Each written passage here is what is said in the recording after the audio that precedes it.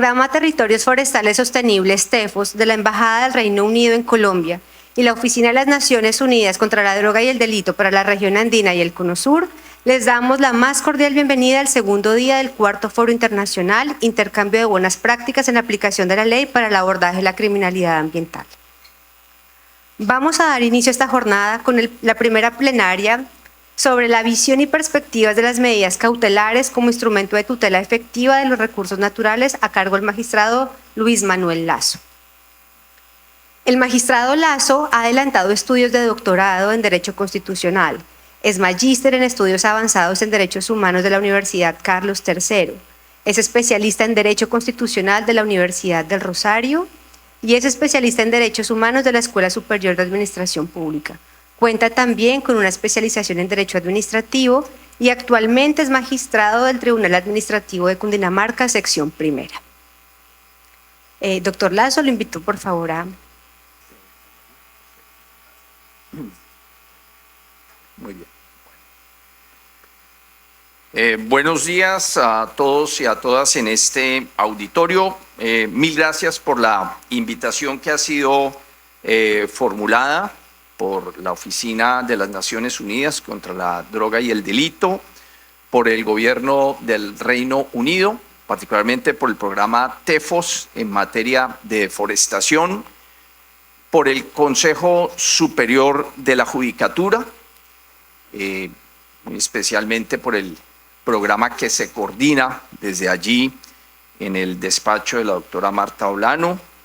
Un saludo especial a los funcionarios del Gobierno Nacional que se encuentran presentes, también a los funcionarios, jueces de países amigos que nos acompañan en este intercambio de experiencias, en este intercambio sobre buenas prácticas en materia de protección ambiental. Y bueno, pues la idea durante estos minutos es compartir con ustedes algunas reflexiones, primero un poco de carácter general sobre el papel de la justicia ambiental y, si se quiere, de los jueces ambientales, los retos que desde la modesta perspectiva de un juez de segunda instancia en Colombia, de un juez de lo contencioso administrativo, esto es, que nuestro papel esencial es el de resolver conflictos entre ciudadanos y el Estado, se advierten. En segundo orden, quiero referirme al sistema de medidas cautelares en Colombia, cómo existe, digamos, una base constitucional, una base de orden legal para sustentar y para desarrollar este tipo de medidas de protección de derechos colectivos, y concluiré con el propósito de ilustrar todo lo dicho anteriormente con la presentación de un caso que a mi juicio puede mostrar la eficacia, también las limitaciones que se puede advertir en este tipo de recursos judiciales con los que cuentan todos los ciudadanos. Quería referir en esta parte inicial de la exposición, digamos, un poco la perspectiva como juez en materias ambientales, digamos, la perspectiva que da un poco la práctica del ejercicio del derecho ambiental a través de, digamos, distintos tipos de recursos y acciones judiciales que existen en Colombia en este campo, pero particularmente con los recursos relacionados con acciones populares y con medidas cautelares de protección del medio ambiente.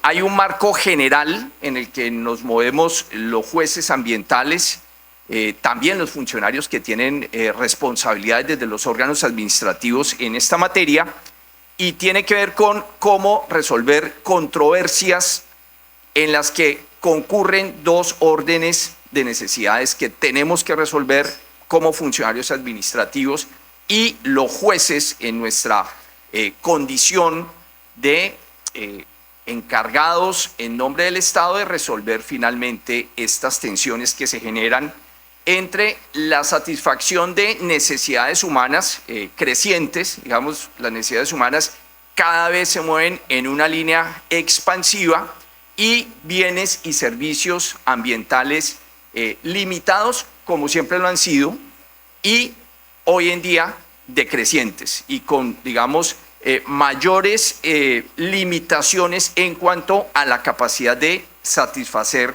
este conjunto de necesidades humanas crecientes. Pero también se mueve la justicia ambiental en dos escenarios que también suponen ya una tensión no solamente sobre el objeto de la controversia, sino una tensión sobre las decisiones que tiene que tomar el propio juez. Y tiene que ver con la judicialización creciente de los conflictos ambientales. Este no es un reclamo, digamos, enhorabuena, hay una judicialización de los conflictos ambientales. El papel del juez es, digamos, poder resolver esos conflictos y entonces de alguna manera se traslada del escenario de la contienda política, entendida en el sentido más amplio, digamos, de la participación ciudadana en los asuntos de interés público, al escenario de los tribunales. Y eso, desde luego, suscita una serie de preguntas sobre el rol que juega el juez. El juez es activista, el juez es restrictivo en la interpretación de los derechos, y entonces son preguntas que también se formulan en relación con el papel que estamos jugando en la solución de estos conflictos. Porque se formulan desde la perspectiva de la sociedad civil en la línea de litigios de tipo estratégico, ¿sí? Yo diría, enhorabuena, litigios de tipo estratégico que buscan, digamos, encuadrar esta conflictividad social de la cual son voceros organismos no gubernamentales, movimientos sociales, agrupaciones informales de ciudadanos, como vamos a ver en el caso del aeropuerto del embrujo de la isla de Providencia. Y bueno, todos esos ponen sobre el escritorio del juez una controversia de tipo social, pero que tiene sin duda alguna alcances jurídicos y que demanda una respuesta judicial. Y los jueces ambientales entonces nos movemos un poco en esa dicotomía, que no necesariamente es excluyente, entre un juez como puro emisor de decisiones y un juez como constructor de decisiones. Aquí de alguna manera en la mente y en el corazón de la decisión judicial se mueve la tensión entre el juez que emite órdenes, que en muchos casos son necesarias, son órdenes terminantes, son órdenes cerradas, una orden de suspender una obra, de no construir algo, de no seguir adelante con algo, o también el papel, el rol del juez como constructor de decisiones judiciales, ocasiones en las cuales el juez tiene que formular respuestas de tipo abierto, respuestas en las que reclama la participación ciudadana, reclama la participación de los órganos gubernamentales con el propósito de diseñar la respuesta más apropiada. Digamos que la primera se encuadra dentro de una visión clásica del juez, donde el juez tiene, digamos, un papel radical de protección de minorías, digamos, de grupos que en general cuentan con un déficit histórico de protección de derechos, y el rol que jugamos los jueces es ese dentro de una, digamos, visión clásica de la autoridad judicial, frente a la posibilidad que se abre desde perspectivas de justicia dialógica, en el sentido que los jueces tenemos que sentarnos, remangarnos si se quiere, para comenzar a construir con la sociedad civil, con los órganos de la administración, con el sector productivo, decisiones que resulten más acertadas. No son perspectivas excluyentes, pueden ser perfectamente complementarias, pero quiero llamar la atención que se encuentran dentro del menú de opciones con el que contamos los jueces para aplicar nuestras decisiones en materia ambiental. Y los jueces tenemos a nuestro alcance dos instrumentos básicos. para materializar esos propósitos de protección del medio ambiente. En primer lugar, tenemos un marco sustantivo y segundo, tenemos unos remedios procesales. Tenemos un marco sustantivo integrado por dos tipos de normas, una que los especialistas han llamado conceptos jurídicos indeterminados y la segunda, reglamentaciones. Digamos, la distinción entre estas dos nociones de el concepto jurídico indeterminado y la reglamentación tiene que ver con el grado de especificidad o especialidad del enunciado normativo. Creo que con un ejemplo me resulta claro. Si yo hablo de la noción de desarrollo sostenible, estoy hablando de un concepto jurídico indeterminado, es decir, de una afirmación que tiene toda una serie de repercusiones en el campo jurídico y en el campo judicial, pero que en muy buena medida el juez va llenando en la medida en que el caso y la solución de la controversia específica le demandan emitir órdenes particulares. En tanto, el escenario de la reglamentación, que también es muy propio del derecho ambiental, está relacionado con toda una serie de regulaciones específicas, muchas de ellas con un alto contenido técnico, por ejemplo, determinar la tipología de especie nativa, de especie maderable, etcétera, que es objeto de protección ambiental. Ahora, no solamente la noción de desarrollo sostenible, hablemos, por ejemplo, de la noción de generaciones futuras en materia de protección del medio ambiente. Ayer el doctor Moya, mi colega del Tribunal Superior de Bogotá, explicaba muy seguramente cómo quienes promovieron, o buena parte de los que promovieron esa sentencia de tutela que termina en la Corte Suprema de Justicia sobre protección de la Amazonía, fueron menores de edad. Y ellos invocaron su condición justamente de menores de edad para plasmar la noción de desarrollo sostenible. El argumento de estos menores de edad es que ellos iban a ser adultos entre 2040 y 2070, o iban a tener, digamos, la plenitud de su adultez, y por eso querían que también le dejáramos parte del Amazonas. Esa era, digamos, la noción. Pues bien, los jueces ambientales nos movemos entre esas nociones bastante amplias de concepto jurídico indeterminado y la noción bastante estricta de reglamentaciones técnicas ambientales. Lo primero, pues implica para nosotros una alta dosis de responsabilidad en cuanto a los alcances que vamos a dar a nuestras decisiones de tipo ambiental, pero también nos llena de una serie de facultades notables para adoptar las medidas de carácter innominado para la protección del medio ambiente. Esto es, en realidad los jueces de las acciones populares, cuando se trata de protección del medio ambiente, en general de protección de derechos colectivos, gozamos de unas facultades bastante amplias, de manera que el argumento según el cual el juez no pudo hacer más en materia de una acción popular es un argumento que puede resultar bastante endeble. Quiero como lanzar esa primera provocación. Y también tenemos dentro de nuestro equipaje, dentro de nuestro maletín de trabajo, remedios procesales. Y tenemos remedios procesales pre, durante y post al momento en el que se dicta la sentencia. Tenemos unos remedios antes de dictar la sentencia, que son las medidas cautelares. Ahí voy a centrar mi reflexión. Tenemos una sentencia con unos amplios poderes de ordenación para el juez y tenemos también una fase post que nos permite, a través de la rendición de informes que exigimos a las autoridades administrativas, a las autoridades gubernamentales, a través de mesas de trabajo, a través de comités de verificación, cerciorarnos que la orden que estamos impartiendo en una sentencia o que estamos impartiendo en una medida cautelar se cristalice y no se quede simplemente como un enunciado de buenas intenciones o como lo que sería el concepto jurídico indeterminado. Es decir, si vamos a hablar de esa noción de generaciones futuras, pues eso se plasma en lo que ayer mi colega, el doctor Jorge Eliezer Moya, relató acerca, digamos, de la interesante tarea que está efectuando en el seguimiento de estas medidas que dispuso la Corte Suprema de Justicia.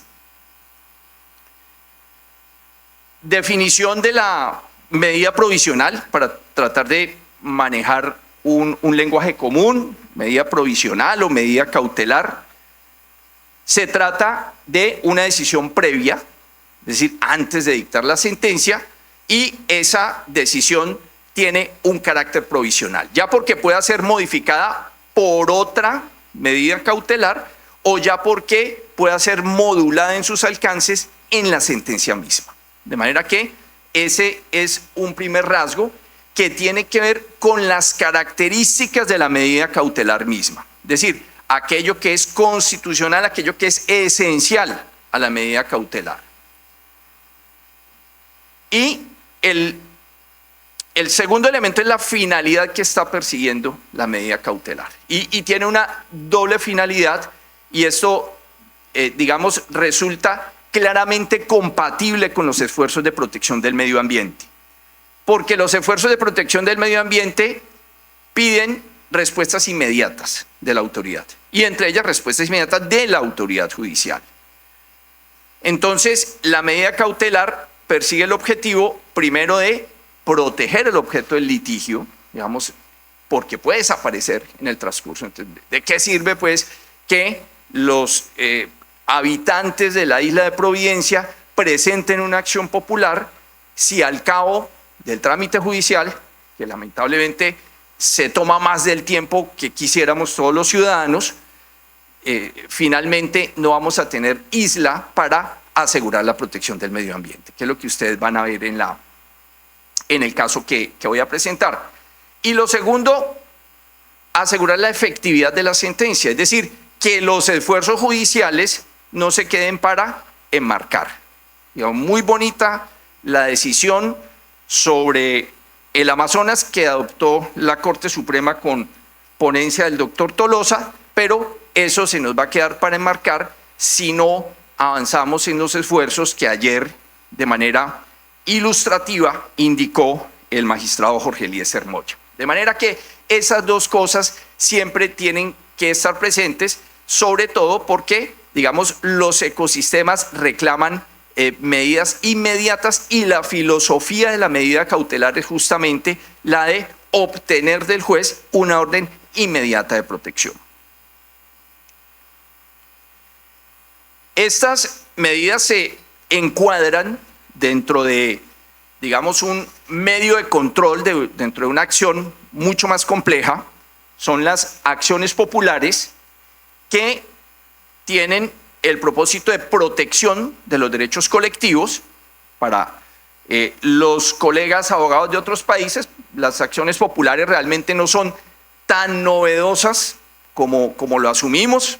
Realmente son acciones que vienen desde el derecho romano, desde hace muchos siglos. Luego se reciben en un código que se llamó el Código Ovello y que sirvió de base para la expedición de muchos códigos civiles en América Latina, pero logran, en el caso de la Constitución de 1991 y en otras constituciones que pertenecen a esa familia del neoconstitucionalismo, especialmente en América Latina, insertarse ya como normas de rango constitucional. Es decir, las medidas cautelares que las teníamos por allá en el Código Civil, que las teníamos medio olvidadas de alguna manera, ¿sí?, y que eran casi que una rememoración en las clases de derecho romano que tomábamos todos los abogados en primer o segundo año de derecho, cuando apenas estábamos comenzando el estudio de lo que sería nuestra profesión más tarde, pues resulta que logran situarse en un plano de especial relevancia con estas constituciones del neoconstitucionalismo, y lo digo en el caso de la nuestra de 1991, donde hay una norma constitucional que hace una consagración expresa de esta acción y enuncia unos derechos colectivos, otorgándole no solamente el rango de una acción de tipo constitucional, es decir, una de las más importantes junto con el acción de tutela o recurso de amparo. Otros nombres similares también tiene en el caso de nuestras constituciones de América Latina, y darle el papel de una acción principal. Es decir, si se va a demandar una licencia ambiental, como vamos a ver ahora, si se va a demandar esa licencia ambiental, el juez popular no podrá decir, no, es que hay otro mecanismo de defensa judicial, una acción de nulidad o de nulidad y restablecimiento del derecho, digamos de las acciones clásicas, sino que el juez de la acción popular tiene la facultad y la competencia para llegar incluso a suspender licencias ambientales. Y obviamente si no dotamos al juez de esa facultad, al juez de la acción popular, pues digamos es inútil cualquier esfuerzo significativo que podamos emprender en esa dirección. Y la acción popular también logra eso, conferirle poderes amplios al juez para prevenir, remediar y asegurar la situación vulnerante de un bien o de un servicio ambiental. El marco legal está en la Ley 472 de 1998, para el caso de Colombia. Bueno, también hay normas del Código Civil colombiano, no viene al caso, pero las relevantes para efectos de temas de protección ambiental son estas dos. Esta Ley 472 desarrolla la norma constitucional que les señalé, digamos, cuando se logró, digamos, que tuviera esa relevancia constitucional, la acción popular, con un listado de derechos, digamos, amplía el que ya se encuentra en el artículo 88 de la Constitución, y además de entregar un punto bastante ágil, que lamentablemente no se plasma en los tiempos reales judiciales. Eso es, digamos, un mea culpa de todos los jueces por distintas razones. Le entrega, en todo caso, dos poderes muy importantes. La posibilidad de dictar medidas cautelares de tipo innominado, como ya veremos. Los verbos que utiliza tanto la Ley 472 como la Ley 1437 son verbos bastante generosos en cuanto a las facultades, porque le dicen al juez, usted puede tomar las medidas que estime necesarias, dice la Ley 1437, y la Ley 472 habla de las medidas que estime pertinentes para la protección del bien ambiental que se encuentra en una situación de amenaza inminente o que ha sido lesionado, con el propósito de detener la lesión que está ocurriendo sobre ese bien ambiental. De manera que, digamos, en Colombia contamos con un marco general de tipo legal suficiente para que el juez pueda proceder a adoptar medidas. Aquí está un esquema sobre las medidas cautelares en la Ley 1437 de 2011. Este es un código relevante para todos los jueces de lo contencioso administrativo, es el que, digamos, regula esta materia, y quiero destacar ahí en ese renglón de color violeta la naturaleza innominada de las medidas cautelares de la Ley 1437, los jueces y magistrados, además con una gran flexibilidad procesal, porque dice antes de ser notificado el auto admisorio, o sea, sin siquiera informarle al demandado que lo están demandando. Ya el juez, si lo advierte, puede tomar la medida cautelar. Mediante providencia motivada, desde luego, digamos, lo propio de la obligación que tenemos los jueces, dar las razones por las que adoptamos medidas, podrá dictar medidas cautelares que sean necesarias. Entonces, fíjese, el concepto jurídico también determinado aquí que utiliza, las medidas que sean necesarias son sinónimo de necesario, indispensable, ¿sí? Las que sean indispensables para proteger el bien o servicio ambiental de que se trate. En el caso de la Ley 1437 señala que pueden ser solicitadas o de oficio cuando se trate de la protección de derechos colectivos, y la medida, esto es bastante relevante, que señalo abajo a la derecha, es de aplicación inmediata. Esto es, pese a que pueda ser apelada, digamos, porque eso puede ocurrir perfectamente, pese a que pueda ser apelada la decisión de protección cautelar, esa apelación se produce técnicamente, digamos, el lenguaje de los abogados es en el efecto devolutivo. Eso significa que no hay ningún impedimento para que se aplique de inmediato la medida que dicta el juez de primera instancia. Es decir, no hay que esperar a que el juez de segunda instancia resuelva, porque mientras esperamos a que el juez de segunda se pronuncie, hable, pues posiblemente ya se va a ver irremediablemente afectado el bien o el servicio ambiental de que se trata. Es más o menos similar la regulación en la ley 472, que es la específica de acciones populares, donde también quiero destacar en el renglón violeta la naturaleza innominada de estas medidas y la modalidad que utiliza para referirse a la ley. En el caso de la 472 son las medidas que estime pertinentes, ¿sí? Un poco pertinentes, si unimos lo que se estime correspondiente, lo que se estime del caso para subsanar la amenaza o la lesión del bien o servicio ambiental de que se trate. El objetivo es prevenir el daño inminente, es decir, no es necesario que esté ocurriendo, sino que se advierta, y ya lo vamos a ver en el caso del aeropuerto El Embrujo de Providencia, prevenir el daño inminente o hacer cesar el que se hubiera causado. Entonces, el tipo de órdenes que emite el juez pueden ser órdenes de cesación, es decir, órdenes de detener lo que está en curso y que está lesionando, o de ejecución, porque muchas veces se trata de omisiones en el cumplimiento de determinados deberes.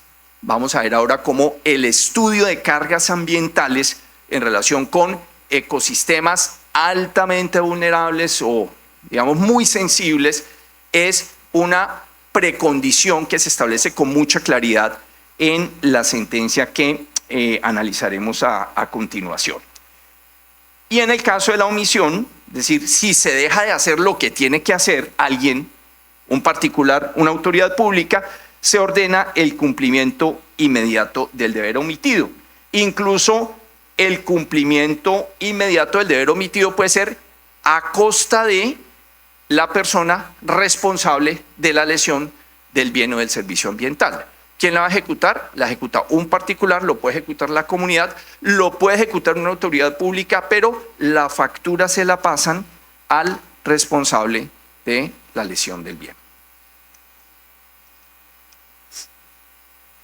Ahora bien, los requisitos sustantivos,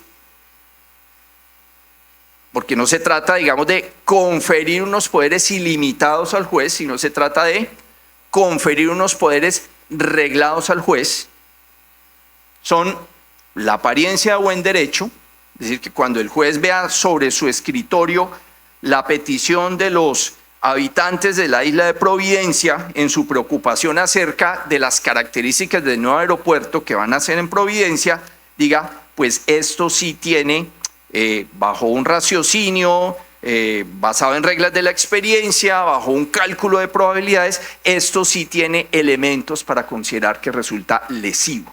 Esa, digamos, es la noción que nos ha impuesto a los jueces la jurisprudencia de las altas cortes. Señor juez, usted tiene que destapar la olla donde se está preparando el plato y oler a buen derecho.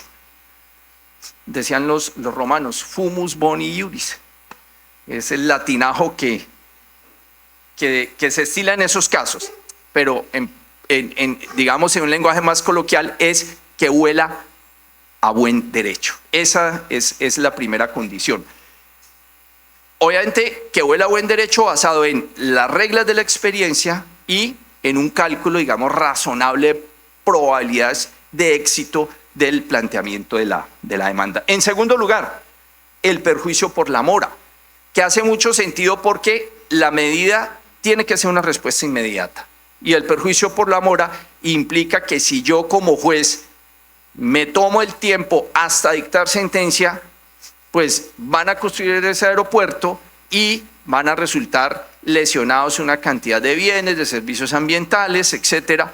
Y entonces yo debo valorar si no dicto esa medida, digamos, se va a estar generando un perjuicio frente a la tardanza, digamos, normal de los procesos judiciales, incluso con los términos que están establecidos en los códigos, o bien frente a la tardanza que se genera por otros fenómenos como la congestión judicial. Y en tercer lugar, que tiene que haber una ponderación entre el interés público y el interés particular que se encuentra de por medio, sobre todo porque las medidas cautelares siempre van a suponer una colisión de derechos, ¿sí? Colisión de derechos donde, por una parte, se encuentra el interés público de protección ambiental, pero por otra parte se encuentran intereses particulares que también merecen protección. Digamos, ambos están bajo el cobijo de una misma constitución y de un mismo sistema legal. Entonces el juez, digamos, tiene que hacer esa valoración de ponderación de intereses en juego para dictar la medida cautelar. Y las características o el contenido de esa medida, ¿cuáles son?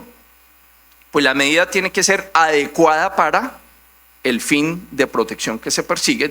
No puede ser algo completamente, digamos, disparatado, inconsecuente o que carezca de relación con aquello que se busca proteger. Tiene que ser una medida necesaria, es decir, que es indispensable. Si yo no tomo esa medida, de nada va a servir cualquier esfuerzo de protección que emita en la sentencia de fondo. Y finalmente tiene que haber una proporcionalidad en la medida. Es decir, la medida no puede resultar excesiva en relación con los intereses que resultan limitados a raíz de la decisión que como juez estoy tomando.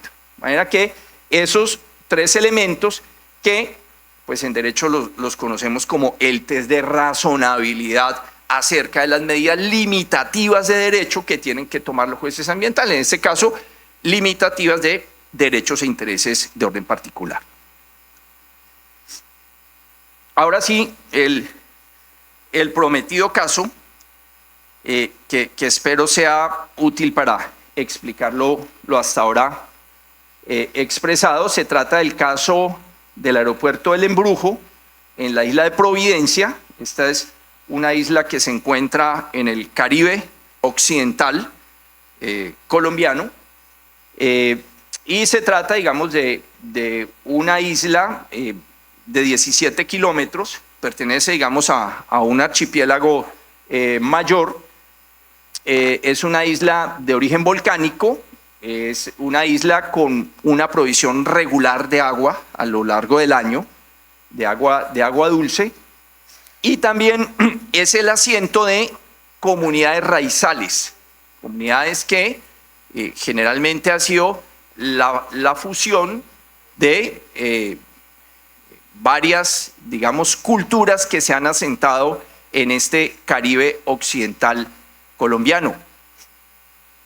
Británicos, holandeses, africanos que llegan entre el siglo XVI y el siglo XVII a asentarse en estas islas para fines de plantaciones de caña de azúcar, entre otros. Pues bien, la isla de Providencia es una isla que ha optado por un modelo de desarrollo, digamos, concertado internamente entre las comunidades, tendiente a mantener una opción por un modelo de desarrollo sostenible. Esta demanda fue presentada el 27 de septiembre de 2016. Los argumentos que presentaron los ciudadanos raizales tenían que ver básicamente con 4 razones. Primero, el carácter de reserva de la biosfera que fue atribuido por la Organización de las Naciones Unidas sobre la Ciencia y la Cultura, UNESCO, y que implica esa reserva de la biosfera básicamente el reconocimiento de que es posible un desarrollo económico compatible con el medio ambiente y con usos y prácticas de las comunidades locales. Ese reconocimiento se hizo en el año 2000. En consecuencia, el segundo planteamiento tenía que ver con la protección de las comunidades asentadas históricamente en ese lugar, desde luego con la protección de determinados ecosistemas, como ya veremos, y finalmente por la opción de un modelo de desarrollo sostenible, que es básicamente el ecoturismo en proporciones bastante razonables. Quería pedirle al colega que me diera unos 5 minutos adicionales para concluir esta parte. Bien. Este es un mapa de la isla de Providencia, y el lugar donde se proyectaba construir el aeropuerto se encuentra en el borde derecho de esa, digamos, figura geométrica verde, y esa figura geométrica verde es un parque nacional natural, es el Parque Nacional Natural Old Providence McBean Lagoon, que es un parque, digamos, con una porción terrestre donde se encuentra el bosque de mangle y con una porción marítima. Es el único parque nacional natural del archipiélago. Bien, en este borde existe actualmente este aeropuerto. Es un aeropuerto de 1.260 metros y ha existido por más de 30 años con esas dimensiones, y el proyecto de la Aerocivil era construir este aeropuerto. Ya pueden ver ustedes, digamos, el contraste de lo que había. Esta pista tiene 15 metros de ancho por 1.260 de extensión. El proyecto de la Aerocivil eran 1.550 metros, es decir, había que agregar cerca de 300 metros y un ancho de 30 metros, digamos, se duplicaba el ancho de la pista. La zona de recepción pasaba de 1 a 3 lugares para recibir aviones, y desde luego el tipo de avión que se iba a utilizar a raíz de la, digamos, remodelación del aeropuerto iba a ser un avión de hasta 70 pasajeros. Hoy en día Providencia recibe, digamos, en aviones de no más de 20 pasajeros, 22 pasajeros más o menos. Pues bien, esas eran las características del proyecto, que tenía que ver con la ampliación de la pista, pero se planteó por los demandantes la ausencia de un estudio sobre la capacidad de carga de la isla. Es decir, la isla de Providencia sí estaba en condiciones de recibir o no un turismo masivo. La respuesta de los isleños es no estaba y no está en condiciones de recibir turismo masivo, sino, digamos, de recibir cantidades relativamente reducidas de turistas, además con una hotelería que se caracteriza por, digamos, un bajo impacto ambiental manejado fundamentalmente por comunidades locales. Y eso, desde luego, también en la ampliación iba a afectar la reserva McBean Lagoon, que correspondía a la extensión que se iba a hacer en la parte norte de la pista. El Tribunal Administrativo de San Andrés y Providencia dictó medida cautelar de suspensión de la obra con un argumento claro, y era que no había estudio sobre la capacidad de carga de la isla. Esa medida se dictó el 22 de mayo de 2017 y desde ese momento se suspendió lo que estaba comenzando, digamos, a desarrollar. Se dicta la sentencia de suspensión de la obra hasta que se realice el estudio sobre la capacidad de carga el 23 de octubre de 2017, y fue una respuesta relativamente rápida del Tribunal de San Andrés, porque la demanda, como ustedes ven, se presentó en septiembre del 2016. La decisión del tribunal fue confirmada por el Consejo de Estado en su integridad, y lo fue el 1 de julio de 2019, donde confirma la orden de suspensión de la obra que emitió el Tribunal Administrativo de San Andrés y Providencia. Permitió, eso sí, las obras de rehabilitación de la pista, porque la idea inicial del proyecto era arreglemos la pista, que efectivamente mostraba una serie de deficiencias, ponía en riesgo desde luego la seguridad aérea, las condiciones en las que se encontraba, pero la, digamos, orden del Consejo de Estado era que hasta tanto no se hiciera un estudio sobre la capacidad de la isla para soportar el flujo de turistas que implicaba la ampliación de la pista y desde luego el arribo de aviones de 2 y 3 veces la capacidad de los que actualmente llegan, digamos, no habría garantías de proteger este bien ambiental. La Aerocivil toma la decisión de suspender la obra entre la primera y la segunda instancia, es decir, entre la sentencia que dicta el Tribunal Administrativo y la decisión de confirmar el Consejo de Estado. El análisis dentro del gobierno concluyó que era inconveniente la construcción de este, digamos, megaproyecto en la isla de Providencia. Conclusiones, 3 ideas básicas. Creemos que las medidas cautelares y la actuación de los jueces pueden ser una actuación o una instancia independiente para asegurar el cumplimiento de los deberes de las autoridades, digamos que permite también una retroalimentación dentro del propio gobierno. Eso fue lo que ocurrió acá. ¿Qué en medio se encuentran esos amplios poderes de ordenación judicial? Porque ya había licencia ambiental expedida, ojo con esto, ¿sí? Y la Corporación Autónoma Regional le había dicho que sí, le había dicho sí al proyecto. Y desde luego esos poderes amplios de ordenación de la sentencia. También con un rol aquí, que tiene que ver con las características del litigio estratégico. La acción popular y la medida cautelar contribuye a esto que es relevante en el diálogo del juez con la sociedad civil, fortalecimiento de comunidades, organizaciones cívicas y autorreconocimiento sobre el valor de los bienes y de los servicios ambientales. Muchas gracias.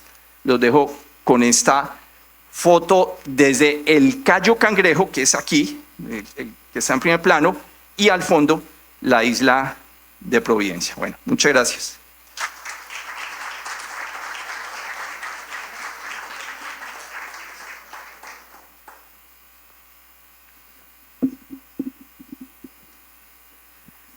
Muchas gracias, magistrado Lazo, por su interesante intervención, y ahora invito a nuestros asistentes a formular aquellas preguntas que encuentren de interés para que el magistrado Lazo nos colabore resolviéndolas.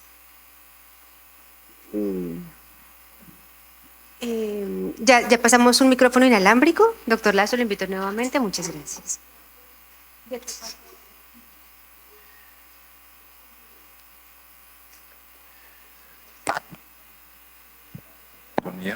¿Sonido? Hola. Ahora sí. Buenos días. Muy buena su presentación. Me parece interesante la perspectiva de las cautelares. En Chile también tenemos dentro de la justicia ambiental la posibilidad de generar cautelares. Tengo 2 dudas respecto a la decisión y al trasfondo para ver cómo lo desarrollan ustedes desde acá de Colombia. La primera duda es respecto a si la medida cautelar que en este caso tomaron ustedes no podría haber sido considerada ultra petita en una reclamación posterior, porque de alguna manera la restricción de los vuelos podría haber sido normativo posterior a la construcción de la pista. Y la capacidad de carga en función del turismo iba como de alguna perspectiva un poco más allá de la decisión misma de la construcción. Ese es por el lado de la decisión misma. Y desde la perspectiva de las cautelares, me gustaría saber si efectivamente existe la posibilidad de en este caso, para el caso de ustedes, no caer o no tener recusaciones por emitir un juicio previo a la sentencia definitiva, que eso nos pasa en Chile, porque en los temas ambientales el fondo con el cautelar es muy delgada la línea. La decisión se toma porque la construcción puede tener un problema de evaluación y posteriormente cuando uno ve la sentencia tiene que pronunciarse por los mismos temas que lo hizo en la cautelar. Y ahí las partes generalmente recusan, inhabilitan al juez por haber emitido en su cautelar algunos elementos. Entonces, ¿cómo resuelven esos 2 elementos? Primero lo del ultrapetita y lo segundo con la inhabilitación. Muy bien. Ultrapetita y prejuicio, digamos, del juez antes de dictar la sentencia, que en últimas es el planteamiento. Bueno, pues en relación con el primero, como señalaba, la regulación de acción popular en Colombia le permite al juez tomar decisiones que van más allá de las pretensiones planteadas en la demanda. Esto no está exento, digamos, de dificultades y debates dentro de la propia jurisprudencia y dentro de las altas cortes. Y digo, no está exento de controversias y es polémico en la tensión que se genera entre las acciones de tipo constitucional, digamos, la tutela, la de cumplimiento, la popular, género al que pertenece esta acción de protección de derechos colectivos como acción popular, y las acciones clásicas, me refiero a la acción de nulidad y restablecimiento del derecho, para ubicarlo solamente en el tema de una licencia ambiental que ya había sido aprobada y que le daba al titular del derecho este papel que podía llevar ante las autoridades y decir: yo reclamo la protección de este derecho, y en consecuencia, si pretenden atacar esto, lo deben atacar solamente a través de la acción de nulidad o de nulidad y restablecimiento del derecho, digamos, porque hubo alguna deficiencia, por ejemplo, en el estudio técnico de impacto ambiental que sirvió para la expedición de la licencia. Pues bien, este tema no ha sido del todo pacífico en Colombia. Hubo una reciente decisión del Consejo de Estado, sección tercera, ya no en temas ambientales, pero sí en temas contractuales, digamos, en esa tensión entre las acciones populares y las acciones contractuales clásicas. Entonces, ese no es un escenario, digamos, del todo despejado. Hoy estamos en un momento donde nos estamos preguntando, o donde, digamos, las altas cortes están preguntando cuáles son los alcances que debe tener la acción popular en relación con la protección de los derechos colectivos. Sin embargo, el escenario no se ha trasladado del todo con la misma fuerza de los temas contractuales a los temas de protección ambiental. La forma como los jueces de la acción popular resolvemos ese escenario paralelo que se desarrolla, que es el de las acciones clásicas, es no emitir pronunciamientos sobre la nulidad del acto administrativo, de la licencia, digamos, que obtuvo el ciudadano para la construcción de la obra, sino, digamos, dejar eso al juez de lo contencioso administrativo para que evalúe eventuales vicios de nulidad en caso de que alguien lo demande. Pero eso no es incompatible en el desarrollo actual de nuestra jurisprudencia con las decisiones de suspensión de los efectos. Entonces ahí entramos en una distinción sutil de esas que tanto nos gustan los abogados entre la eficacia o los efectos de un acto jurídico como un acto administrativo y los vicios que pudo haber tenido al momento de nacer ese acto jurídico. Entonces ese acto puede ser, digamos, tener unos vicios al momento de nacer, y en ese punto no se va a referir el juez de la acción popular. El juez de la acción popular se va a ocupar del tema de los efectos de esos actos administrativos, cuando esos efectos llegan a ser lesivos para bienes o servicios ambientales. Bueno, eso, digamos, en cuanto al primer punto. En cuanto al segundo, hay una previsión en el artículo 229 de nuestro Código de Procedimiento Administrativo de lo Contencioso Administrativo que, digamos, protege al juez que dicta la medida cautelar. Esa norma dice: la medida cautelar en ningún caso supone prejuicio sobre la decisión del fondo, ¿sí? Es, digamos, la forma como los jueces, con un grado, digamos, responsable de tranquilidad, podemos dictar esta clase de medidas sin temor a ser recusados, ¿sí? De manera que ese es el argumento legal que tenemos los jueces cuando tomamos esta clase de medidas.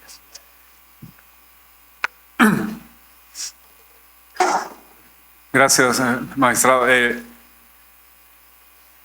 En derecho penal, una medida de cautelar, básicamente sobre los bienes del procesado o sobre la libertad, se decide en sede judicial sobre la base de dos juicios o de dos tests, del test de razonabilidad y del test de proporcionalidad, además de los otros requisitos objetivos sobre el quantum punitivo. Pero esa decisión de afectar de manera precaria un bien jurídico tan importante como los bienes o la libertad procede solo si la Fiscalía hace un juicio de razonabilidad sobre mínimos elementos materiales probatorios sobre los cuales se pueda inferir razonablemente que los hechos que se presentan tienen existencia. Teniendo en cuenta que toda decisión judicial tiene que ser en primera medida fácticamente fundada, jurídicamente correcta y materialmente justa, ese primer elemento de la fácticamente fundada, yo he visto que tal vez es un poco lo que le quiero preguntar, si ustedes los jueces populares valoran o mejor trabajan sobre la base de que para una medida en acción popular, por ejemplo, el caso concreto es el que estamos viviendo y que tenemos dificultades en las investigaciones de minería ilegal, es un caso en Buriticá. Cuando se estaban adelantando las investigaciones, un grupo de personas entabló una acción popular y en la legitimación por activa se declararon mineros ancestrales. Nosotros tenemos noticia de que muchas de esas personas han sido instrumentalizadas por el Clan del Golfo para realizar su actividad ilegal, además en un título legal que hay en Buriticá, y que reclutan e instrumentalizan personas y campesinos y colonos venezolanos y de otras partes para que se hagan pasar como mineros ancestrales. La pregunta concreta es, ¿el juez popular tiene obligación o no de realizar antes de dictar una medida cautelar alguna suerte de verificaciones fácticas a efectos, en este caso, por ejemplo, de ver si hay posibilidad de que los demandantes en activa tienen esa condición de ancestrales?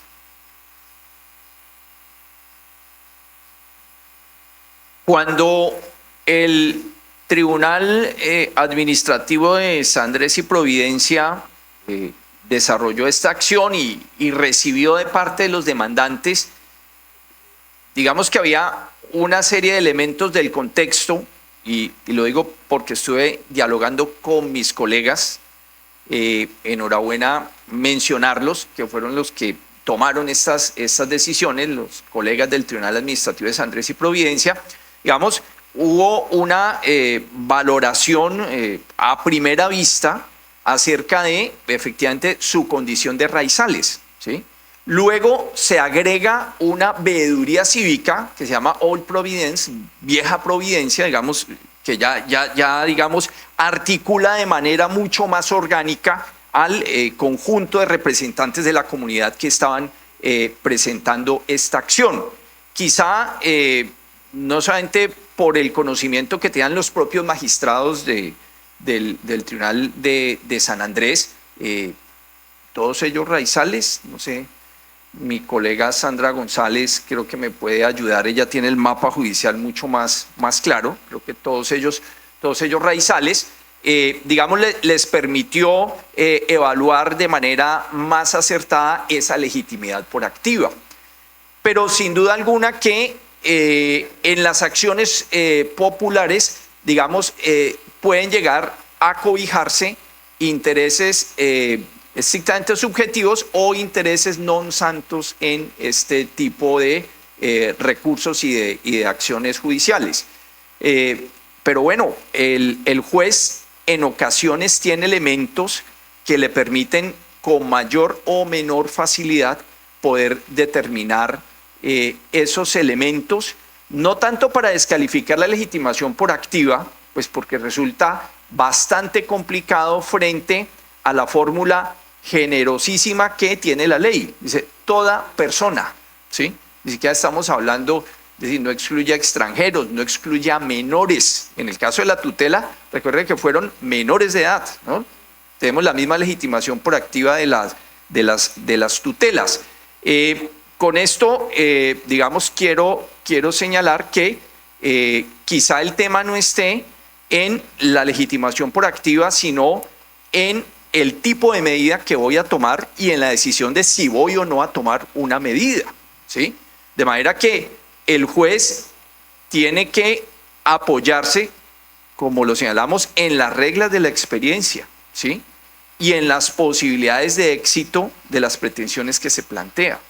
Es decir, el juez no llega por primera vez a enfrentar esta clase de casos. Entonces, el tema de cerrar la puerta a través de la legitimación proactiva es, digamos, legalmente muy complejo, pero desde luego que el juez puede modular la medida cautelar, ¿sí? Y la puede modular de manera que ella responda realmente a intereses colectivos. Esa es, digamos, la respuesta. Espero de alguna manera haber resuelto esa compleja inquietud que usted plantea. Sí, señor. Buenos días. Oscar Salas, Buenos días. represento a Perú.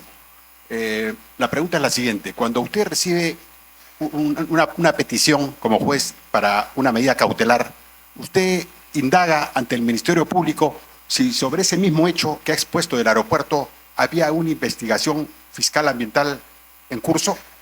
¿Por qué pregunto esto? Porque en el Perú se da de manera continua, cuando hay investigaciones fiscales, penales, ambientales, la parte contraria, o sea, los investigados, presentan medidas cautelares y nos paralizan a nosotros. Pero ¿de qué forma van esas medidas cautelares, digamos, de los demandados para paralizar, entiendo, la labor del juez? ¿Cómo O sería sea, eso? en el Perú, bueno, se inicia la investigación, la inicia el fiscal con la policía. Ok. O sea, en esa instancia, Sí. la parte contraria, la parte investigada, Sí, ya entiendo. se va al juez de frente Sí, sí. y nos paraliza. Sí. Bueno, es un tema del fuero penal y del fuero de lo contencioso administrativo, digamos, de cómo concurren varias jurisdicciones en conflictos de naturaleza ambiental. Yo creo que tendrá que ver mucho cuando se presentan esa clase, digamos, de dificultades sobre la conciencia del juez de protección ambiental, digamos, de lo contencioso administrativo, acerca de si los esfuerzos están siendo realmente consistentes como un conjunto de Estado, ¿sí? Que está tratando de resolver los conflictos de tipo ambiental. Qué pena, voy a poner un poco un ejemplo en primera persona, a veces un poco, pero bueno. Ayer el magistrado Jorge Eliezer Moya del Tribunal Superior de Bogotá exponía los avances que ha tenido en relación con la sentencia de tutela que dictó la Corte Suprema de Justicia. Bueno, pues resulta que a los meses, a los 2 años realmente fue de haberse dictado esta sentencia por la Corte Suprema, yo recibí en mi despacho otra demanda, pero no demanda de acción de tutela, sino demanda de acción popular para la protección de la Amazonía. Finalmente la delimitamos nosotros en relación con 3 parques, Parque La Macarena, Parque Chiribiquete y la Reserva Nucac, toma buena parte, digamos, de la zona norte de la Amazonía. Y las pretensiones eran, una de ellas totalmente coincidente, ¿sí? Eran 3 pretensiones que se formulaban en la que se presentó en mi tribunal. Deforestación totalmente coincidente con la tutela que le correspondió a la Corte Suprema y que está haciendo seguimiento mi colega que habló el día de ayer. Segundo, muy interesante, digamos, esta acción popular porque mezcla otros 2 elementos que concurren allí, minería ilegal, y tercero, protección de pueblos originarios, es decir, los seres humanos que han estado por siempre en el bosque tropical, ¿sí?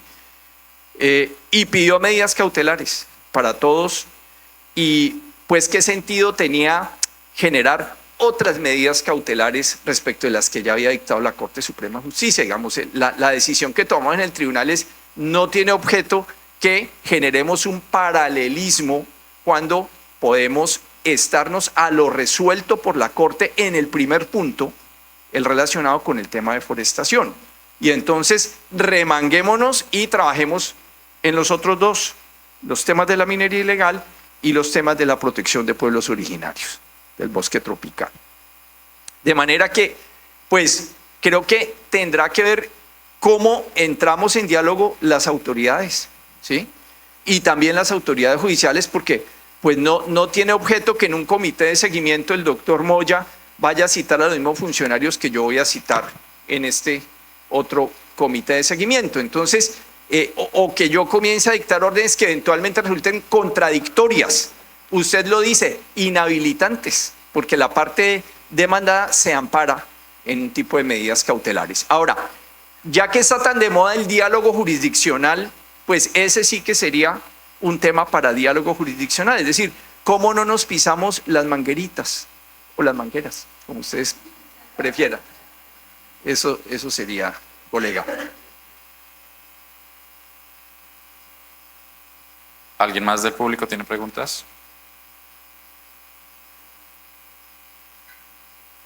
Bueno, muchas gracias de nuevo.